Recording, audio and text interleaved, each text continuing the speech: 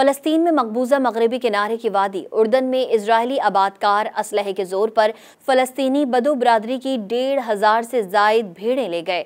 मुसल्लह Israeli आबादकारों ने बदुओं को हिरासा भी किया। डॉन अखबार में शाये बरतानवी खबर इदारे रॉयटर्स की रिपोर्ट के मुताबिक जुम्मे को इजरायल के जेर कब्जा मगरबी किनारे के शहर अरिहा के शुमाल में वादी उर्दन की फ़लस्तीनी बदू बदरी का कहना है कि मुसल्लह इजरायली आबादकारों ने पुलिस और फौज की निगरानी में गांव पर हमला किया। इजरायली आबादकारों ने पहले अपनी कुछ भेड़ों को बदू कैंप में धकेला और फिर बदुओं पर चोरी का इल्जाम लगाते हुए ट्रकों में सवार कई मुसल्लह आबादकार पुलिस और फौजियों के साथ कैंप में घुस आए और फौजियों की निगरानी में 1500 भेड़ बकरियों को कैंप से भगाया, जिन्हें वो ट्रकों में लाद कर ले गए। बदू बरादरी के फर्देबानी जैद ने बताया कि ये अब तक का सबसे बड़ा वाकया था। इजरायली कानून नाफिज करने वाले इदारों से मदद की अपील का कोई फायदा नहीं।